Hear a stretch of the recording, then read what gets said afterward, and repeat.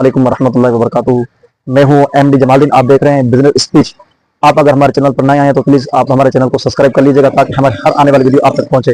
Business के हवाले से मैंने दोस्तों के सामने बहुत सारे उसूल बयान किए थे। आज बिजनेस का तीसरा उसूल बयान करते जा रहे हैं।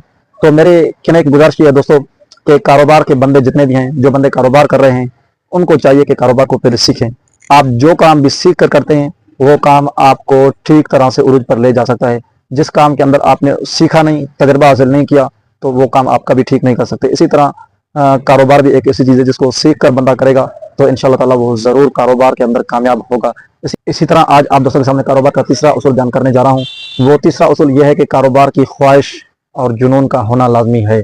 जिस तरह के दुनिया के अंदर हर काम के बारे में इंसान के अंदर एक ख्वाहिश होती है, जुनून होता है, जब तक आपके दिल के अंदर ख्वाहिश नहीं होगी, जुनून नहीं होगा, आप कारोबार के अंदर कामयाब नहीं हो सकते। मैं आपको बताता चलूँ कि आप सब लोग जानते हैं कि हमारे मुल्क पाकिस्तान के अंदर एक मशहूर और मारूफ नामी एक शख्सियत है जिसका नाम डॉक्टर अब्दुल कदीर खान है। उसने पाकिस्तान को एक एटमी ताकत से नवाजा। अब क्या था कि वो डॉक्टर अब्दुल कदीर खान अपने दिल के अंदर एक जुनून रखते थे, जज्बा रखते थे कि मैंने हर हाल में पाकिस्तान को एटमी ताकत बनाना है। फिर जब उसने ये ख्वाहिश अपने दिल के अंदर बिठा रखी थी तो उसी ख्वाहिश को एक दिन उसने पाया, तकमील तक पहुंचाया, और एक दिन ऐसा भी आया कि उसने पाकिस्तान के अंदर ये काम करके दिखाया और बायस फख्र के तौर पर हम उसका नाम लेते हैं और उसने हमारे मुल्क का नाम रोशन कर दिया। आज दुनिया के अंदर पूरे खित्ता के अंदर हर जगह पर जहाँ पर मुसलमान रहते हैं बायस फख्र के तौर पर उसको सलाम पेश करते हैं और फख्र से कहते हैं कि उन्होंने मुल्क पाकिस्तान के अंदर पूरी दुनिया के लेवल के हिसाब से मुसलमानों के मुल्क को उन्होंने सुरखरू कर दिया है कि एक एटमी ताकत बना दिया है। तो मेरे कहने का मकसद ये है कि ये एक होती है ख्वाहिश और जुनून। आप कारोबार के अंदर जब ख्वाहिश रखेंगे यानी आपके उठते बैठते सोचते और नींद की हालत में भी, हत्ता के ख्वाब की हालत में भी आपके सामने कारोबार होना चाहिए।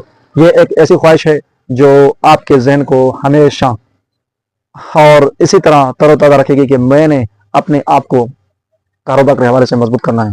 ये वो बातें जो आपको कहीं और से नहीं मिलती। मैं आपको बताऊंगा मुकम्मल कि कारोबार की ख्वाहिश किस तरह पैदा करनी है और ये ख्वाहिश कैसे पैदा होती है, इसके बारे में हमें क्या करना चाहिए और इस ख्वाहिश को पैदा करने का कौन सा जरिया हमें अपनाना चाहिए। देखो भी, कारोबार की ख्वाहिश और जुनून, जुनून किस चीज़ का नाम है कि इंसान दिन रात उठते बैठते हर लम्हे उसी के बारे में फिक्रमंद रहे।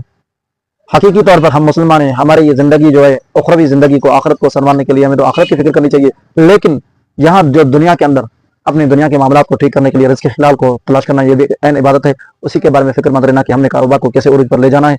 तो इसके बारे में इंसान थोड़ा सा अपने दिल के अंदर एक ख्वाहिश पैदा करे, जुनून पैदा करे। इसी ख्वाहिश को पैदा करने के लिए मैं दोस्तों को मशवरा देता हूँ कि पहली चीज़ ख्वाहिश को पैदा करने की आप ये करें कि अपने कारोबार का हदफ लिखें, गोल्स तय करें कि मैंने मंथली कितना कमाना है, एक माहाना कितना कमाना है। फॉर एग्जाम्पल, आपने माहाना 50,000 कमाने हैं तो इस 50,000 को हदफ को आपने गोल्स को लिखना है और फिर उसके बारे में दिन रात उठते बैठते सोचना है कि आया कि इस 50,000 को माहाना प्रॉफिट को मैंने कैसे हासिल करना है, कैसे कमाना है।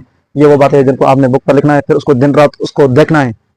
सुबह को भी उस पेज को देखें, शाम को भी उस कागज़ के टुकड़े को देखें, ताकि आपको हमेशा इस चीज़ का फिक्र होना चाहिए कि मैंने अपने गोल्स को कैसे हासिल करना है।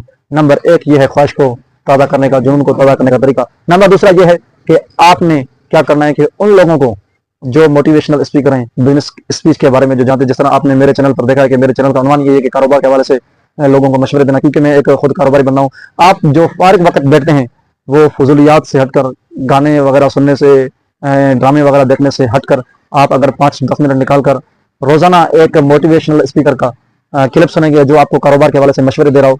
इसी तरह कारोबार के बारे में बहुत सारे मशवरे हैं। कारोबार के बारे में मार्केटिंग सीखनी है, कस्टमर से कैसे बातचीत करनी है और कौन से जो है ना घांग, कौन से ब्रांड मांगते हैं, हमने वो आइटम मैसर करने हैं। ये वो बातें हैं जो सीखनी पड़ती हैं। हमारे दौर के अंदर जब हम नए आए थे कारोबार के अंदर तो उस वक्त हमें कोई सिखाने वाला बंदा नहीं था। हमने बस यूं ही काम चलाना शुरू कर दिया था। आज तो अल्हम्दुलिल्लाह आपके पास ये चीज़ें मुयसर हैं, तो आप इन चीज़ों से फ़ायदा क्यों नहीं उठाते।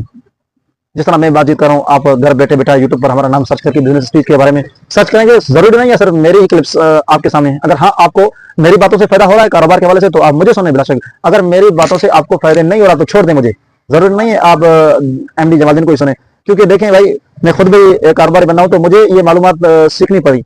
मैंने इस चीज़ के बारे में अपने यहाँ बायस फ़ख्र के तौर पर उनका नाम लेता हूँ, डॉक्टर सैयद कासिम अली शाह साहब का।